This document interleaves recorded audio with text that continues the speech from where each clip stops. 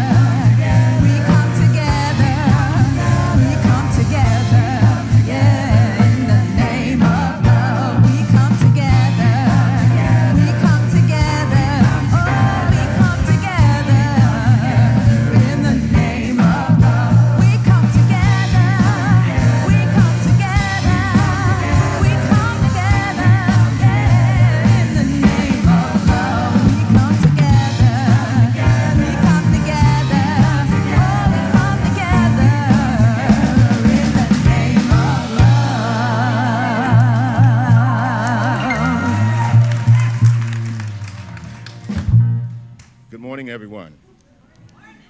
My name is Michael Bundy, and I have the privilege of being your platform assistant this morning. So, let's begin by reading our purpose statement together. We are radically inclusive, spiritually progressive, and transforming lives. And so it is. Hey, the holidays are almost here, and we're ready to celebrate Reverend Marquita. Dr. Peacher and the Ritual team, they invite you to join us for a heartwarming season that we call Wrapped in Love. Let's experience the joy, the connection, and the meaning of the holidays together.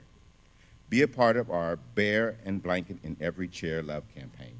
We get an opportunity to share our amazing love energy by collecting new stuffed bears and blankets to assist those in need until December 17th. The bears and the blankets will then be delivered to the Cardboard Project, which will help in getting them out to the local community. We're kicking off the season with two beautiful events, so join Reverend Marquita at our Thanksgiving celebration and potluck on Thursday, November 27th. Bring your favorite side dish to share. Then come be a part of our special Blue Holiday ritual on Sunday, November 30th, honoring the full spectrum of emotions. Then in December, we continue our glorious season, wrapped in love, as the ritual team will help us celebrate each special holiday throughout the month in the lead up to Christmas Eve on December 24th. Everything culminates in Dr. Petra's special celebration the weekend of December 27th and 28th, and Reverend Marquita's launch at the Burning Bowl on January 1st. We also have a great opportunity for you to share your singing gifts and celebrate the holiday season. The music team is looking for those who are interested in joining the choir for upcoming holiday events. If you are interested, please see Candy after the celebration today for more information. The first rehearsal will be on Wednesday, November 12th at 6 p.m. in the sanctuary. Now, let's get ready for an exciting morning with our music team. Candy, Aaron, Glenda, Stephanie, Deidre. Nope, we got a few names on here that I don't see. But anyway, Deidre, Aaron, Shar, Patrick, along with our CSL Dallas band, Brad, Jonathan, and Matt. Hey, enjoy the service. That's Glenda. This is Aaron. And the family grows.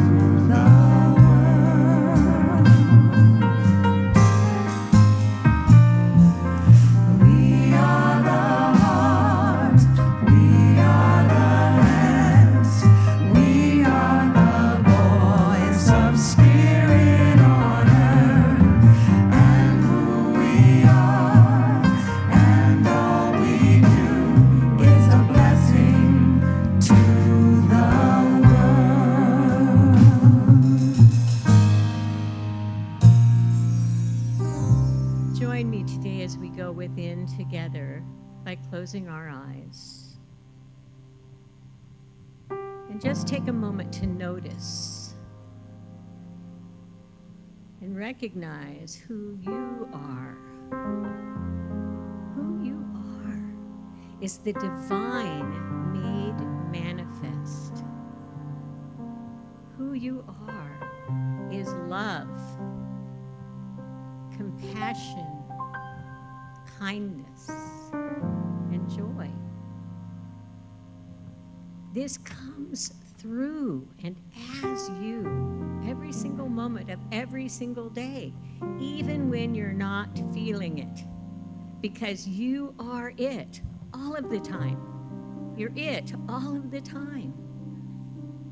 And so now open up your heart and look in the mirror, saying to yourself, I am the blessing. I am the love. I am that kindness. And as we identify and notice and pay attention to that within us, it manifests and we receive that same thing back from others. We receive it every single moment as abundance, as kindness, as love. Because everyone is a blessing to the world. And so knowing this truth, we affirm it together by saying, and so it is.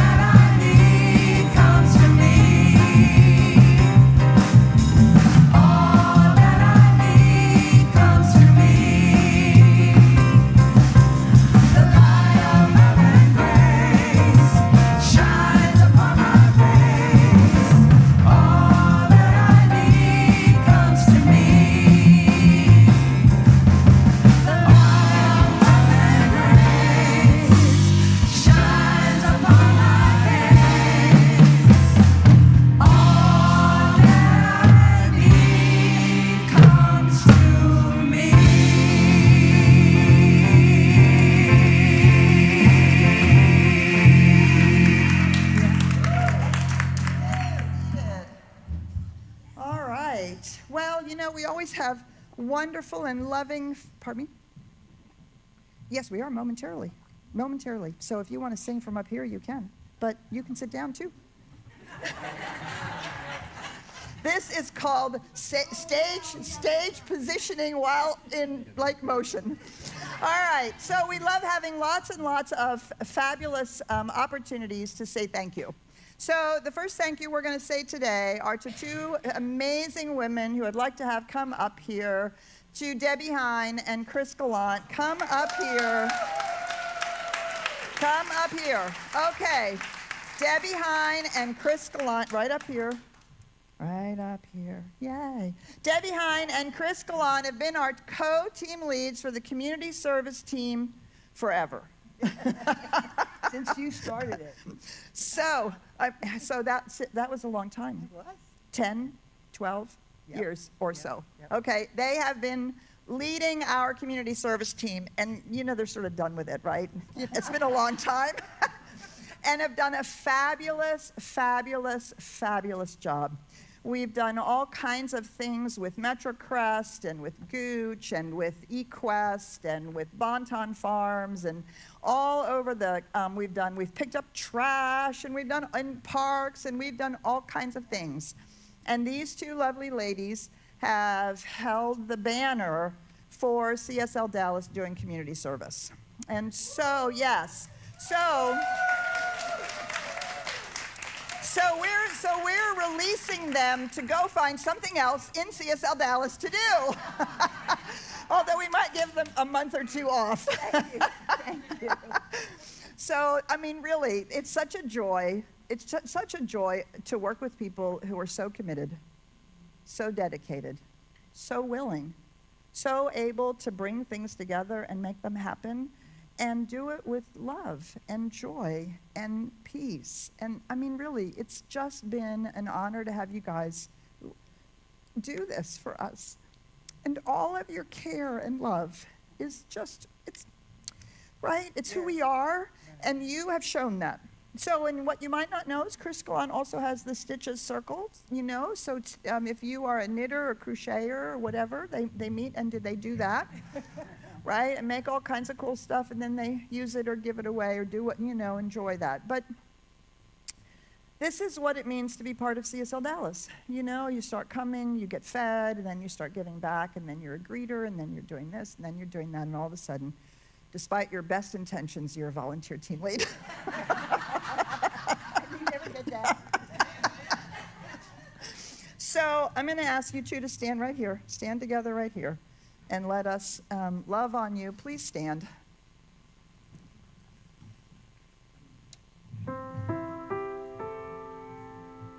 And we are grateful,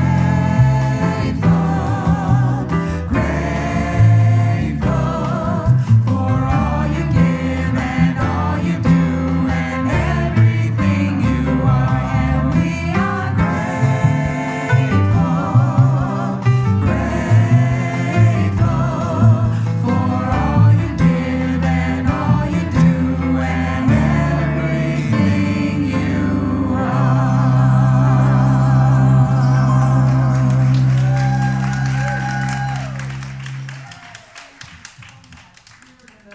Yep. We're going to let you sit down. Thank you so very much. So the community service team's taken a little break. We're rethinking our community service. As you may know, we're now looking for supporting community service events that are birthed out of CSL Dallas.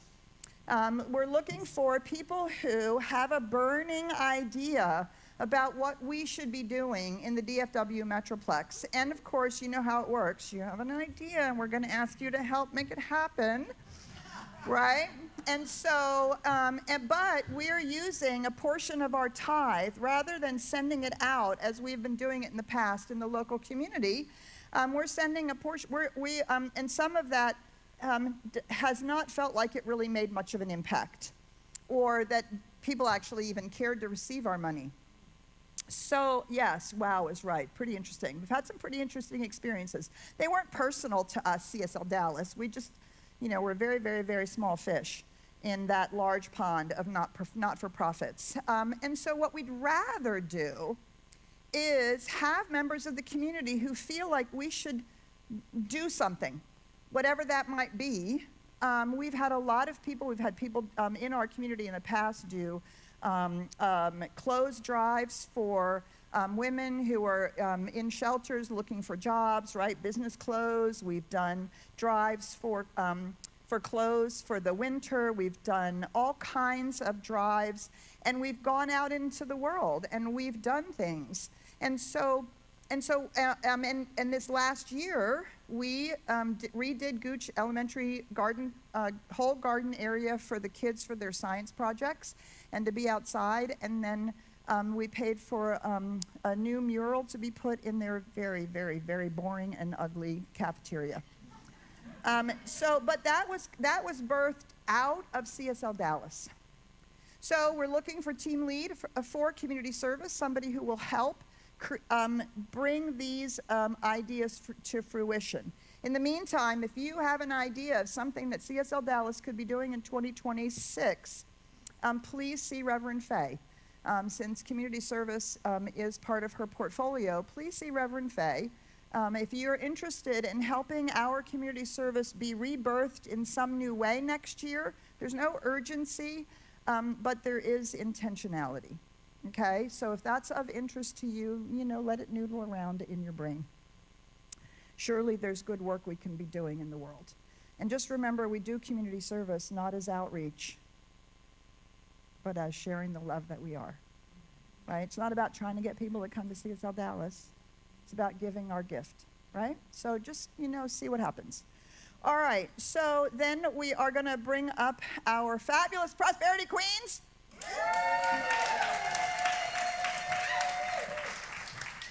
And they have something to share with you. All right, so you might have guessed, since we're up here again, we have a surprise. Yes. We reached Our goal.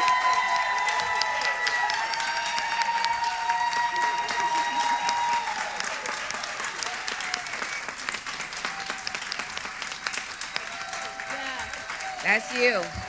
Thank you so much. And of course, this is surpassed our 100%, right? Because 840 was our number, and thanks to all of you. So, thank you so much. Is there anything? That's it? Okay, great. Well, so we just want to, let's see, I think we actually, we did. we added pledgers. Actually, we added, we're at 197 now, pledgers. Yes. So there's still room for you. Yes. Right? If you have a pledge, there's still room for you. So there's 8, that's my math, Yeah. 8 still to come. So please say thank you to JL and Ann.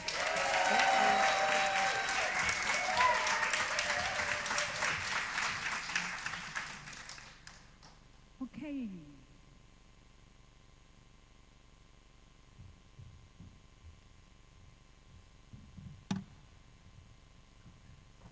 So, ladies and gentlemen, you got to meet today's vocal part of the music team. Would you please show your love for Matt Thompson on drums,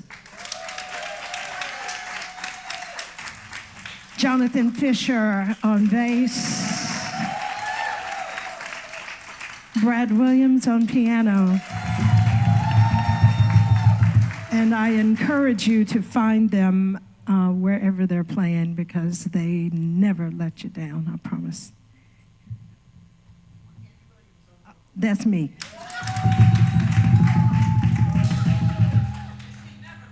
All right. That was not a paid solicitation.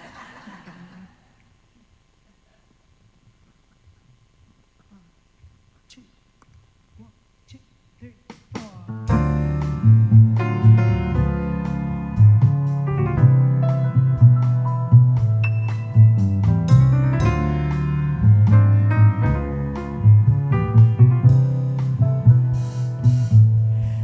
There's a place that I know where the sycamores grow and the daffodils have their fun, where the cares of the day seem to slowly fade away in the glow of the evening sun.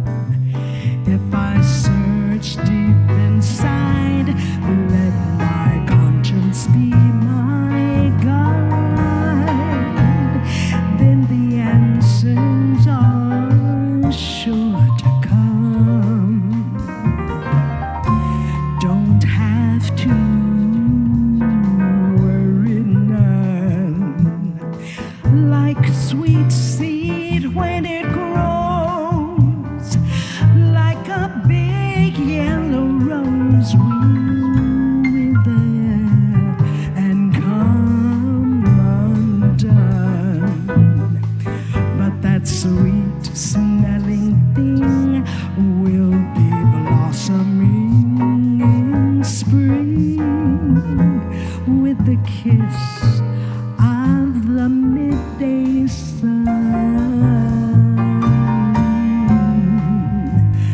Living has just begun.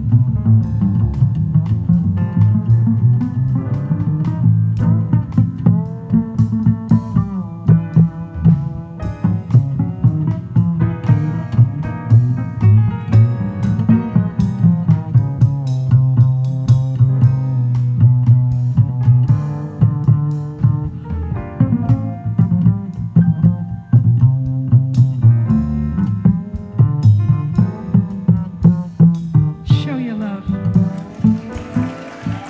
When you find peace of mind, leave your worries behind. Don't say that it can't be done.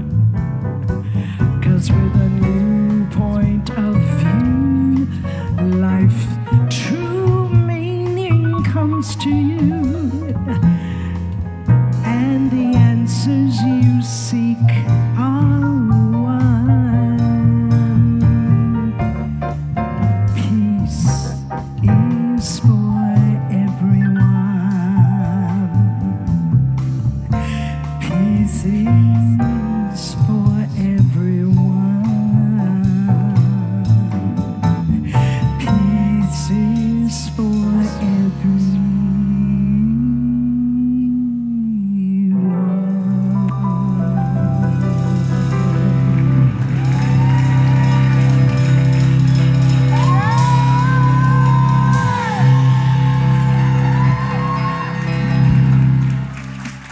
Thank you. Hey, thank you. Thank you. Candy, Brad, Jonathan, and Matt. Woo. Oh, my goodness.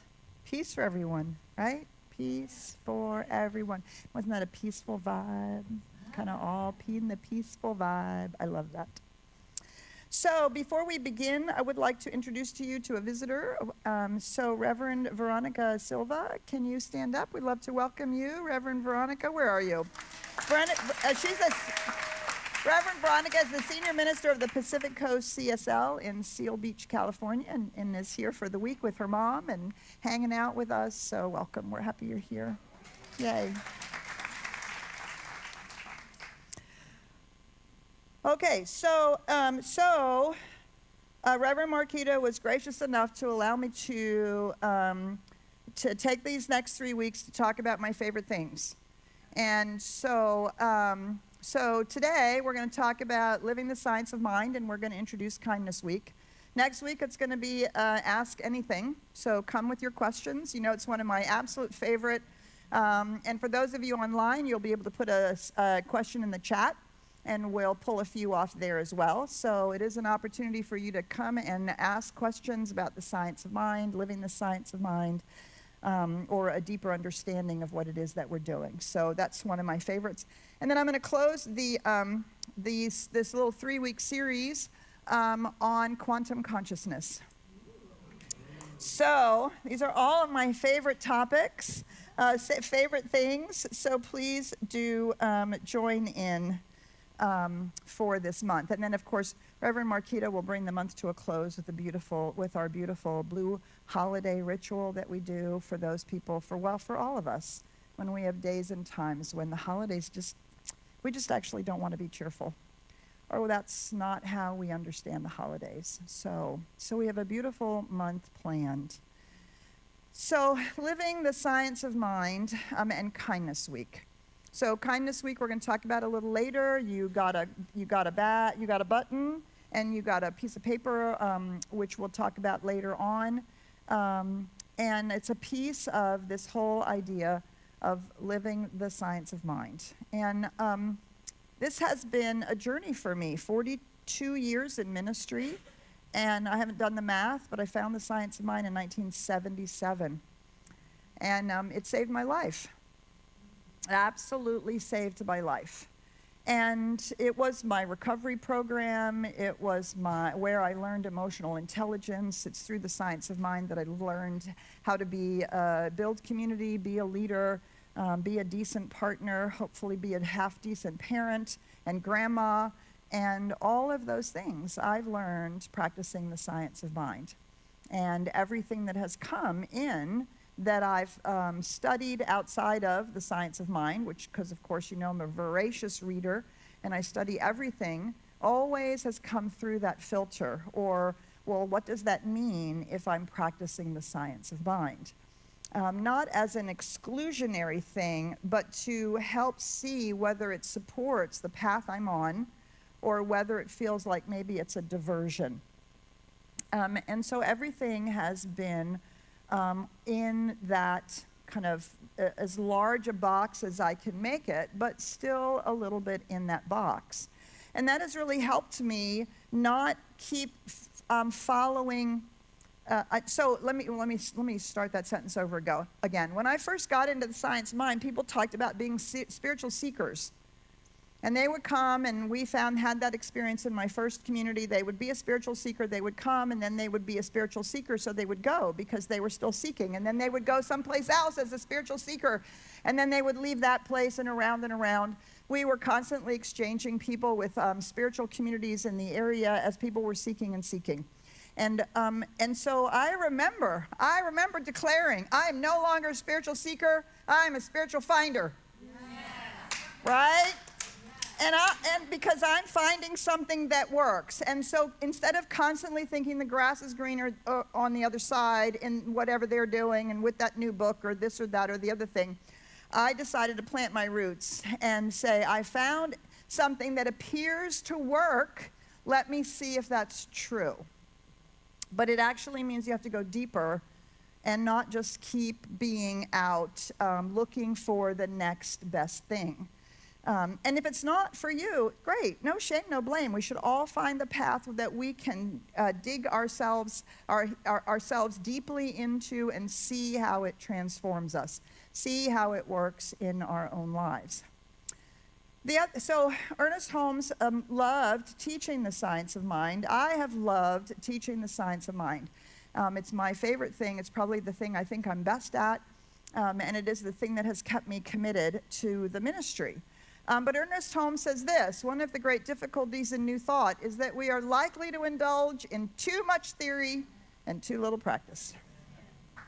Yeah, right? Because boy, don't we love talking about it? We love talking about, oh, everything's one. And we just, it's all love, and I'm a co-creator and a manifester, except when nothing works, and then I'm a complainer. Because it's great to begin to understand the theory, and then without the practice, without the application, our life actually doesn't transform in the way that it can. And so the living of the science of mind, right, the practice of it is where the rubber meets the road.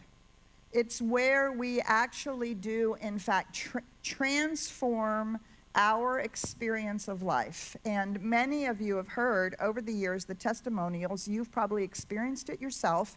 If you're here for 5 years and you take classes, volunteer, become a member, and tithe, and make friends, be in a sangha, be in a circle, in 5 years your life will look completely different than it was when you walked through these doors, and different in an amazing way.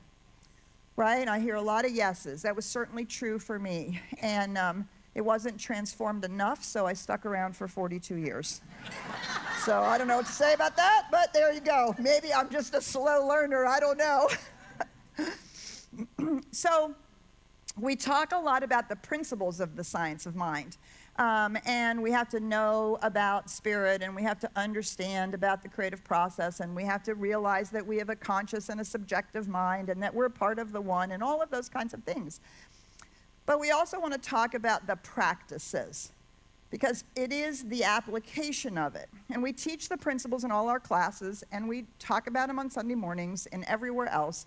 But we also teach practices, specific practices that will, I guarantee it, transform your life.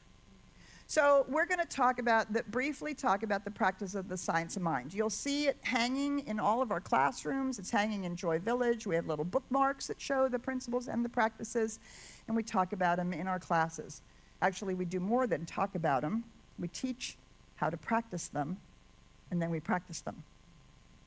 Okay, so there are 1, 2, 3, 4, 5, 6, 7, 8. There's 8 of them. Seems like a, reasonable number we can get our hands around. Are you ready? Here we go. My favorite, maybe not yours. My favorite, sacred study. Okay, let me tell you, my recovery was science of mind classes. I went to class 4 nights a week and on Saturdays. And then I came to the center on Sunday morning because I did not understand how it was possible for me to experience myself as whole when I knew beyond the shadow of a doubt I was broken. I did not understand how to shift behaviors when I knew that those behaviors were both keeping me alive and killing me at the same time. I did not understand how any of it worked. And it all felt a little bit like somebody would say, well, if you just did this, you'd be okay. And I would say, if I knew how to do that and understood what it was for, I would do it. But I don't get it. I don't get it. So we have dumbed down our ability to study over the last 50 years in a way that is truly appalling to me. And I hope that you will not be somebody who needs the easy answer. Because the truth is, it's not an easy answer. Oh yes, you can go out on YouTube and you can find the instant manifestation, and you can find somebody who will tell you about how to do it. But when push comes to shove, my experience is if I don't understand, when push comes to shove, I revert back to my old behaviors, right? Because I have nothing to hold on to. Because I'm doing something because somebody told me to do it. Wait, what do they call that? Blind faith. We do not teach blind faith. What we teach is we teach people how to think. This used to be a part of every philosophical and high school and college program up to about 150 years ago, teaching people how to think. And when we learn how to think, we learn how to really see what's being said, see our reaction, and stop and ask ourselves, wait, is this true? Is this who I want to be? Is this how I think it should be? Where am I going to stand? Do you see, if we don't have the ability to stop it in this moment, that moment between stimulus and response, if we don't have the opportunity to stop it in the moment, we don't have the opportunity to do it differently. But we can only do it differently if we have the ability to think critically about what's going on. Not criticism, right? But critically. Is this true? Is this how it should be? Is this how I want to behave? Am I in alignment with my spiritual truths?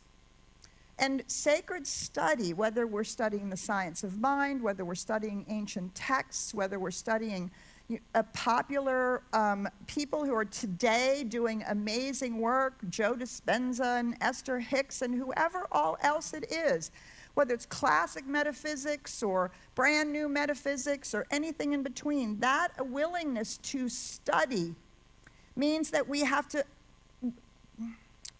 well, you know, for lack of a better way to say it, we have to work our brains. We have to actually work our brains. What does this mean? What and how? Because everything we're learning is contrary to popular wisdom. So true. And so it's easy to say, yeah, but. And of course we always go to the exception. Well, yeah, but this 10% over here. Could we just stay here and seek to understand? So this is why we have a huge education program here at CSL Dallas. We believe that if you will understand, you will begin to have the ground from which to move. Do you see? Not to which to move, from which to move. And sometimes for me, when I'm trying to live the science of mind, I notice that I do not speak about something or act on something until I have found my place to stand. And for me to find my place to stand, I have to go back to what I have studied and what I have understood to be true, even if it doesn't feel like how I want to think about it. Do you see? So sacred study is incredibly important for the work that we do. You don't have to read the book. You can watch the movie. You can watch the YouTube video. You can get audiobooks, right? There's lots of ways to do sacred study. But to keep feeding ourselves and teaching ourselves how to think and how to think in alignment with our spiritual truths. This leads to the second most fundamental practice in the science of mind, self-awareness. What am I thinking? That is fundamental. That is the seminal practice in science of mind. What am I thinking? And is that what I want to experience? Is that what I want to create? What am I thinking includes not only what am I thinking, oh, I am now thinking this thought, but also how it's coming up from my feelings, from my senses, from what I'm believing to be true, how I'm talking about something, how I'm imagining it. All of those autopilot things that we say or think, right? To become self-aware of them is a part of being able to interrupt the unconscious behavior. The other thing about self-awareness is the more self-aware we become, or at least this has been my experience and my experience of everybody who has done this work, the more self-aware we become, the less likely we are to beat ourselves up. Right? And that's the paradox. You would think if I was self-aware of all the silly things that I think and all the ways that I'm not in alignment, I would feel bad. But we feel bad because we do it unconsciously. And it creates bad feelings within us because we're doing it unconsciously. The minute we are self-aware, we actually get a hold of it and can do something about it. Do you see? Until that moment, we have no opportunity to do anything about it. So the trick with self-awareness that I had to learn was we have to become self-aware without blame or shame. Blame or shame. Self-awareness simply calls to our consciousness what is. That's it. What is? What is the way we think about it? What is the way we hold it? What is the way we're currently talking about it? And then we get to ask ourselves all those questions we learn to ask from sacred study. Do you see? Self-awareness is what brings it up so that we can critically think about it. Is this really true? I remember way back when I was in Seattle. I was a practitioner. I was deciding I wanted to go into ministerial training, so that means I was 18 years old. And I was pretty damn sure that I knew what I was doing. And I was very, very, very, very involved in our spiritual community, and I was very much in the forefront of, this movement towards practicing, becoming a spiritual coach, and I was really seriously thinking about ministry. And so I couldn't understand why I was never asked to do anything on the platform. At that time, we were still reading from the Science Mind magazine. We were doing all that stuff. And I couldn't imagine why I wasn't being asked. And my story to myself is, well, this is just always the way it is. I'm always an outsider. I'm always an outsider. That has been, anyway, it doesn't matter. That's a different story. And so, And so it reinforced my belief that I don't get chosen. I don't get picked. So I pouted about that for a good 6 months. And then I thought, wait, if this stuff works, it must really work. And I became aware of how much I believed that I was not pickable. For a laundry list of reasons. And then I thought, well, but Spirit picked me because it became me. How much more picked can you be? Seriously, do you see? This is what sacred study does for us. We take those words and we begin to internalize them and embody them. Wait, but Spirit picked being this. Right here, so this can't be all bad. Spirit picked me, so you know what? I pick me.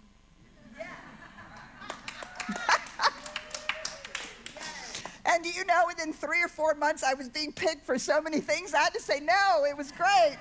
Wait, I think I went overboard.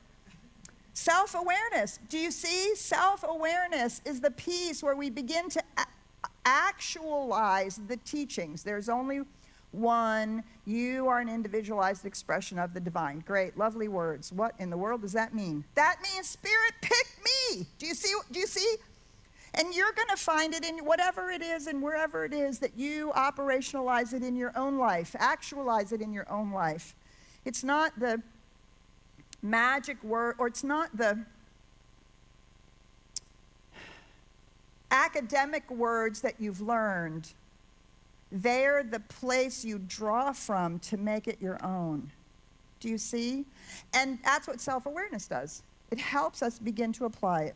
And when we do that, we understand that gratitude is really the only way we can walk around in the world. We have to be grateful for all the things that brought us to the moment of self-awareness. Thank you very much. We have to be grateful for our past, which has, in fact, allowed us to be present in the moment. And we have to be grateful. Gratitude, we understand, isn't just being polite, and God does not need it. We are grateful because gratitude is generative. Gratitude is an act of juicing the seeds you've already planted. It is gratitude generates because we know that what we focus on grows. And so one of the ultimate disciplines is when you start feeling like you're going to rag on your partner once again, or something isn't working out in the world once again, or the boss, or the thing, or the whatever, right? If we spend all of our mental coin thinking and talking and being about that, what are we doing? We're just growing it, right? And so I have a woman who in our community a long time ago said to me, you know, I had this big physical ailment, but I realized that it was only 2% of my body that was that sick. So I started being grateful for the 98% that wasn't. Same in our lives. Same in every area. Same in everything. Gratitude helps us do the spiritual principle, look for the good and praise it. This does not mean we pretend it's good. We look around it and we see the good that is there, even if that thing itself isn't good. It's okay if it's not good. But we're not going to spend all of our time focusing on it, right? It's the black dot on the whiteboard. And then all we're focused on is that smudge, and could we just get rid of it? But there's this whole whiteboard we could be working on. And so gratitude shifts our focus to what we want, to what we are praising, to what we are grateful for. Do you see? And it's not about being grateful for the thing that's unacceptable. I see too many people do this, and I think that it is masochistic. Don't do that. You will change that thing. You will heal that thing. You will grow through that thing. But first start looking for the other parts of your life that are working. Find other things to be grateful for. Expand the vision and the view. And you will grow other areas. And this thing will become smaller in your consciousness and therefore more manageable to you. Not to spirit. The law doesn't know anything about big or little. But to you, it will feel more manageable. And now it'll be easier for you to become self-aware of what you're thinking about it. It'll be easier to shift how you're thinking about it. It'll be easier to use the tools that you've studied because it's no longer this thing that has clouded absolutely everything. Because there are always things to be grateful for. So, sacred study, self-awareness, and gratitude are, I believe, the cornerstone practices of practicing the science of mind on a daily, moment-by-moment, hour-by-hour basis. And that is what it means to live the science of mind. We live it every moment of every day to the best of our ability, not just when we're in class, not just when we're meditating, not just when we're doing spiritual mind treatment or an affirmation. We're living it all the time. So, that's also then the next thing is we begin to understand that we are constantly co-creating life. With all that stuff we're becoming aware of, oh no, and we get to see, oh yes, I see that in my life. It manifested there, it manifested there, it manifested there. We do not have to turn on the law. It is always working, and we are always constantly manifesting. What we begin to do is intentionally manifest, which of course requires that we've studied how manifestation works. We're self-aware of what we're manifesting unintentionally, and we're grateful for all the ways that we have in fact manifested things that have really filled us up or really worked for us or really been a beautiful outpicturing. So this is when we begin to own that we're co-creators. We begin to own that we get to say what we want. There's nothing wrong with our deep-seated, the desires of our soul, right? Not just, oh, I desire chocolate because we know chocolate is, maybe not good for us. Not, as Ralph Waldo Emerson, not the desires of the eating and drinking man, but the desires of our constitution. Do you see? Right? The desire of our soul, the kind of life we want to live, the kind of contribution we want to make, the kind of way in which we want to express this glorious life that we have. And so we begin to practice intentional manifestation. And if you've been studying and we've been self-aware and grateful to what we have, now we can turn our attention to that little black dot, which has become much smaller, that smudge in our life, And we recognize that we can take responsibility, choose, and intentionally manifest something different using all the tools that we have learned in all of our classes and through our sacred study. Do you see? Now we can begin intentionally manifesting the life that is the unfolding of the kind of life we want to have, the kind of life we want to have, whether it's a cabin in the woods or a castle or a yacht or a Peace Corps. Do you see what I'm saying? It's your desire, your wanting to manifest a life that expresses the divine as you, the unique individualized expression that you are. And then we begin to fall in love with spiritual mind treatment. Because spiritual mind treatment is the most powerful way to intentionally manifest. It completely reorganizes what's going on here. Oh, right, remember that self-awareness thing?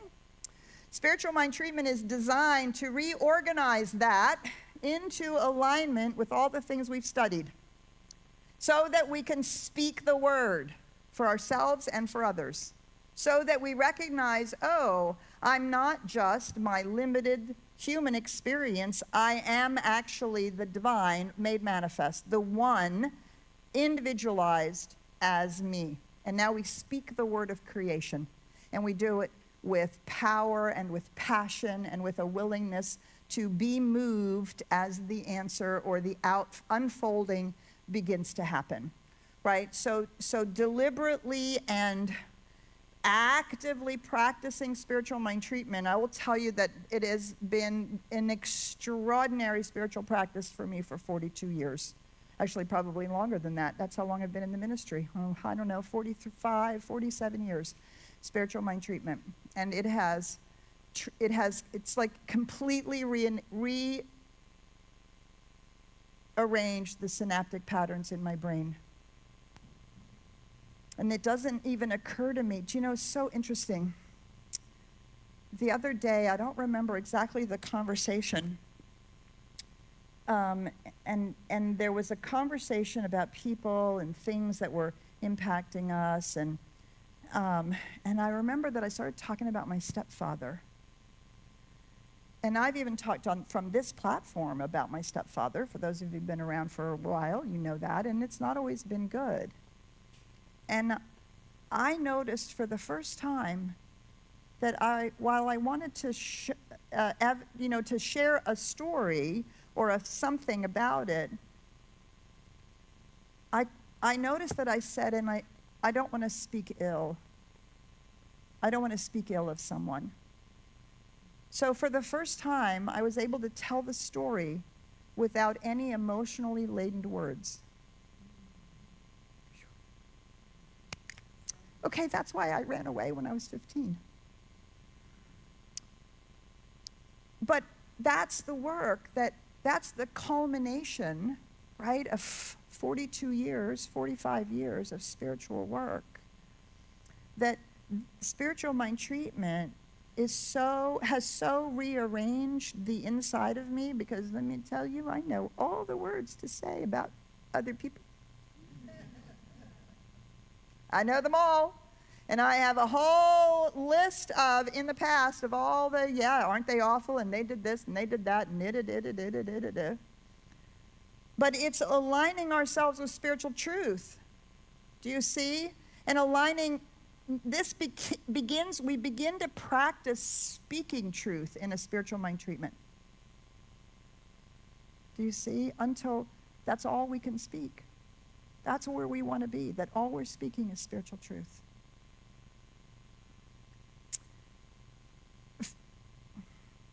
We talk about this practice a lot, and practicing the presence, right? We know we're all one. We know that this is a one. This all that's happening here is the infinite. Some of it's intangible, some of it's tangible.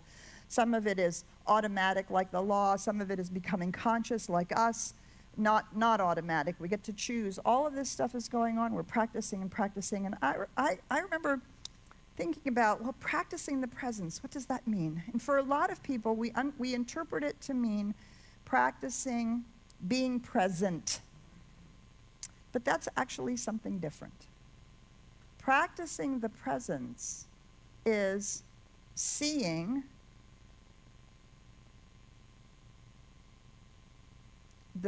through the veil into the truth. That's what practicing the presence means.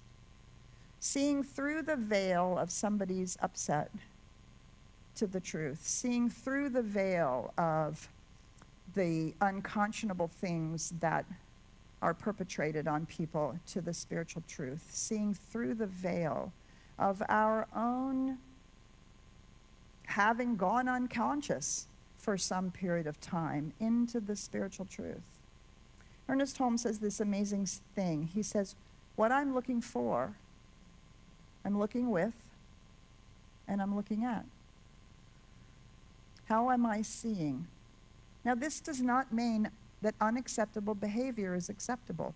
But do you see, unacceptable behavior is not the spiritual truth. It is the veil of ignorance.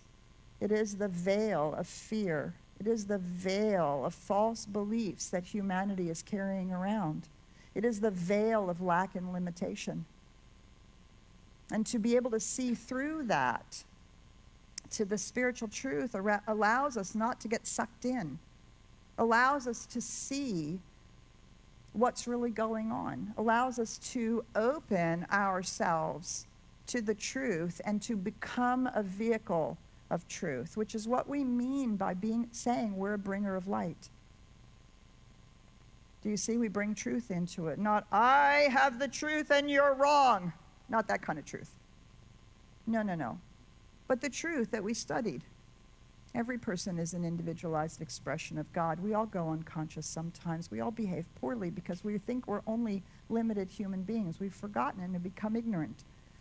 And yes, we've done it ourselves. Do you see? Practicing the presence is recognizing that love is always in the room and spirit is always available. Peace is always available. The law is always available. It's all in what we're perceiving as the truth and what we're seeing and what we're seeing from. Practicing the presence and all of this begins to open up our intuition. We do actually believe, and when we practice the science of mind, we understand that we have direct revelation. That means nothing has to stand between you and your deepest understanding of who you are and your ability to co-create with the infinite. Nothing. There's no one who has to do it before you. There's no one who has to bless you to do it. You don't need a certificate or a piece of paper. Nothing. Because you are the infinite making itself manifest as you. And as we can direct, so we can also receive. Right? It is a one, this and this is the same. Right? And that's the universal. We're directing it into the law and we're receiving the impulse or the nudge. Our life is forever being impulsed and nudged by the infinite. The direct revelation might be that you took a job or a path, a career path, because your family wanted it for you. But it wasn't actually the longing of your heart. Right? And direct revelation begins to make that so uncomfortable that maybe something has to be done about it or whatever it is. So when we access this deep oneness and we recognize that we're not standing in our human self, we're actually standing in the spiritual truth, the I that I am that is moving as us in the world, then we know things. We know lots of things, and we can't always say why or how. The mistake we make if we're not self-aware is that we confuse our opinion for direct revelation. Direct revelation is always universal. It's always true from a universal point of view. It's not just our opinion. Nor is it necessarily a download of information, although it can be. Sometimes they call it that still small voice because sometimes it's just that nudge. But we have to be self-aware to hear it. We have to learn to be grateful for the nudges. We have to speak our word into manifestation so that we can tell the difference when we are manifesting from direct revelation and when we are manifesting from perhaps a desire or a need that we believe we wanted because, well, that's just what you're supposed to want. Or that's something that we've taken on from someone else. Do you see? So direct revelation is the epitome of self-awareness. Actually, it's when we can set ourselves aside. We set our human self aside, and we listen to that deep spiritual truth. And then we know things, and we can move and act on them with grace and with power because we know. All of this, to me, culminates in a deep and profound practice of compassion. Now, I was raised in a household where it was expected that I got A's, and when I got an A-, we had a conversation. It's like, it's an A-, what do you mean? I wasn't allowed to have B's. That was unacceptable. And there were a lot of shoulds and a lot of ways that was acceptable and a lot of ways and things that were unacceptable. So I grew up in an extremely critical household. So what did that do, of course, but I grew up into an extremely judgmental adult. Critical of myself, but more importantly, critical of others. And while I was becoming spiritually aware, they clearly weren't. How annoying. How absolutely annoying. I don't want to be with other people if they're not spiritually aware. So I'm not going to be with that person or that person or that person or that person. Wow, gosh, I wonder why I'm alone. Do you see? All of this doesn't culminate in arrogance or pride. If it's and we all have to go through it. We do. It's part of the walk. It's part of the walk. We all have to go through it. But where it really culminates is a deep compassion. Oh, I know what that fear looks like. I know why that person is behaving that way because I have done it myself. So now that stimulus isn't, how can you be that way, speak to me that way, I'm la la la la, right? Oh, no, now it's, not from an arrogant place, but from a compassionate place because we've all been there. We've all been there. And our compassion is as compelling as our gratitude. Do you see? Because as gratitude causes things to grow, compassion causes things to open. And we need that opening for the possibility. We need that opening for the connection to be made. We need that opening to recognize that we actually aren't in this alone. Yes, I may be one with the divine, but I'm a one with all of creation, which means with all of those people, I'd rather that they would fall off the face of the planet. Nobody has ever obliged me in that wish. I think it's so annoying. So clearly my intentional manifestation is not working. No, but I had to go through all of that. So many of us, we have to go through all of that, where we go beyond that place of, I only want to be with people who are as spiritually advanced as I am. And we begin to open up our compassion, because we are all in this together. And I promise you, somebody held a hand out to you and pulled you along, right? And then it's our turn to hold the hand out and pull somebody else along. Not because they're wrong, but because we know what life looks like when we are living spiritually. That's why we're the center for spiritual living. Do you see? We're the center for spiritual living, not spiritual learning, not spiritual betterness. That's not a word, is it? Not spiritual arrogance, not spiritual whatever that is, right? Living it. And then we also begin to recognize that our intentional manifestation can't be just for us, right? There's no private good. It can't be just for us. So, okay, enough of that. Enough of that. I have to look at, you guys are so patient. Oh my God. You know, you have a senior minister that just talks and talks and talks. Somebody should talk to her. Okay, really quick now. Okay, Ernest Holmes says we should develop the practice of communing daily with the spirit that resides within us, we're not communing out here. I'm not going to go into meditation and float into the universe. We can do that, but no, within us. And such a communication should be based on a deep inward sense of belonging to life. of being a part of it, of trusting it and having confidence in it. And I will tell you, this is the result of living the science of mind. Trust. A deep sense of belonging and trust. You cannot go into a room and get belonging. You bring it with you. You can get inclusion, but belonging we find within ourselves because we know who we are and that we belong in the universe and that we trust that universe. And so that belonging is a part of why we have gotten part of the Kindness Week from Thanksgiving Square. We've been a part of Thanksgiving Square for 25 years. We've been on the Interfaith Council. I've been on the Faith Forward Council.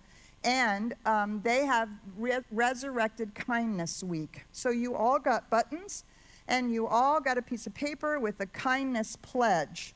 So this whole week, is Kindness Week in Dallas. There, all of the 140,000 students in DISD will be celebrating Kindness Week along with the teachers and staff.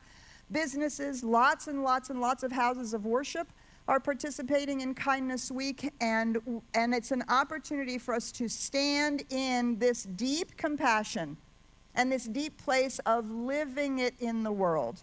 So we invite you to use this kindness pledge. The QR code, we'd love for you to go out on the QR code. If you're going to do the kindness pledge, go to the QR code and sign, I am taking the kindness pledge this week, okay? That's why there's a QR code. And so I'm going to invite you to stand with me, and we're going to say this together. You at home, say it out loud. Don't just read it, say it out loud. If you have the card, you can read it, and if not, you can read it right off here. I choose kindness. I will notice who needs a smile. I will listen with respect. I will connect with compassion. I will help when I can, even in small ways. I will treat others the way I want to be treated. And I will remember, kindness is a decision. Kindness is strength. Kindness is action. Kindness starts with me. So we're going to ask you, will you take the pledge? Please, you may be seated. All right. So this, I'm going to just close with this quote from Ernest Holmes. Let us therefore light the candle of love, human kindness, forgiveness, and understanding in our own soul, which is why we're doing Kindness Week, and let it shine brightly. Let us not peer into the darkness, troubled and concerned, because it is so foreboding and unknown. Seems helpful to think about this at this time. Rather, let us remain steadfast in the radiance of that spiritual light of truth within ourselves. Let us stand guard. Let us stand guard so that the winds of malice, cross purposes, ignorance, or misunderstanding will not blow out the light. Let us so live each day that the light from our candle of spiritual knowledge will forever be clear and understood, not only by ourselves, but by all with whom we come in contact. And so it is.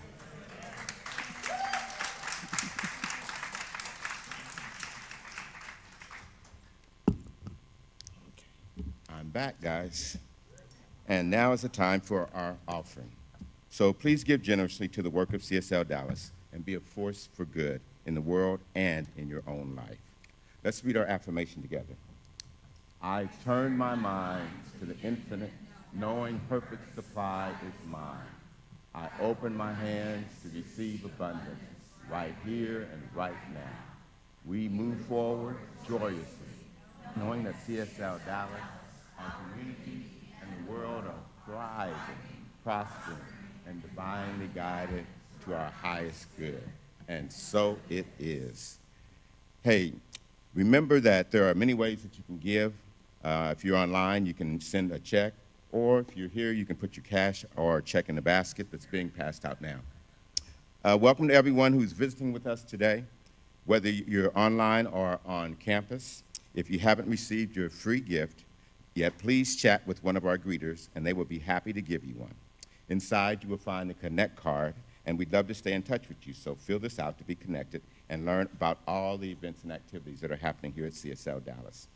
For you online, a link is posted now in the chat so you can get connected. Once you filled out the card, a free gift will be headed your way. Are you curious about the symbol that you see around CSL Dallas? That one up there, guys. Find out more in William's workshop starting today entitled Unlocking the Power of the Universe. This will be starting at 12:30 p.m. In this dynamic and engaging workshop, we'll demystify the science of mind teaching symbol, not just as a diagram, but as a living map of creation itself. You'll explore the deeper meaning behind the symbol and how it reveals universal spiritual practices. You'll learn the creative process in action, showing you exactly how thoughts become things. Intentional thinking and real-time application, you can stop reacting and start co-creating. This isn't just information, it's transformation. A Joy Village luncheon and childcare will be provided, so please register today at csldallas.org. And I'm sure Willeen will say, if you haven't registered, just come and show up anyway. So just show up, okay? Hey, remember to grab your Kindness Week items and practice showing kindness in different ways. And make sure that you're here with us next Sunday as we celebrate one of our very own authors, Glenna Hetchett. Stand up, Glenna.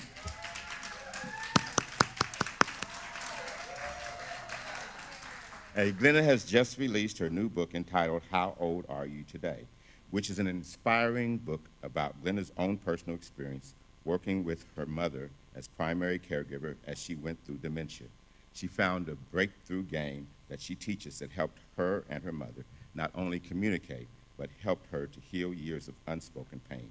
So make sure to come and get a copy of the book, along with the chance to talk with Glenna and get a personalized copy of the book.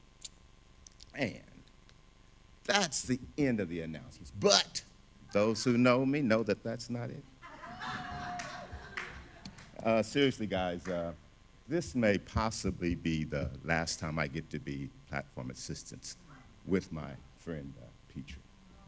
I've been doing this for a long, long time, for close to 20-some-odd years, okay? But I want you to make sure that you come next Sunday. Next Sunday is going to be a big, big deal. When I first came in here, I had the same experience all of you have. Oh, I'm home, I'm home, I'm home. But you need something to keep you at home sometimes, okay? And one Sunday, Petra stood up here and she answered every question everybody had. Questions that you can't even imagine. Now, I've always been around churches and religion and all that, whether it's AME churches, Baptist churches, whatever. Grew up in all those. I have never seen a minister that had that much, whatever you want to call it, to stand up there and say, this is what I believe, and answer any question that you come up with. Never seen that done anywhere. Between that and when we give money away, those were the two biggest Sundays that I ever had at this place, okay? So I encourage you to come ask all your questions and just come and see my friend and see what she does, okay? Now, because this is also one of the last times I get to do this, some of you don't know and don't know why I do this, why I'm here with my friend Petra, okay? I'm here because of what we say we are, because we are radically inclusive, and we are spiritually progressive, and we transform lives, okay? When I first started coming here, I was one of the few. Just me and Gene Edwards would be one of the few that I'd see up in here. And I have no problem with being black. I have no problem with being masculine. I know all of that. I passed some of the biggest churches in the country to come here. I have some of my best friends and fraternity brothers who are ministers of some of the biggest churches in the city. But I choose to be here. Okay? She may not be pickable for some folks, but she is definitely pickable for me. Okay? I asked one time, I had a question for Petra because I didn't understand transgenders and all those letters and all that stuff. I just didn't understand. And Petra told me, she said, you know, Michael, I don't understand what it's like to be a black man either. But I believe you and I trust you. And that's the kind of love that I've learned here from this lady. That's my friend.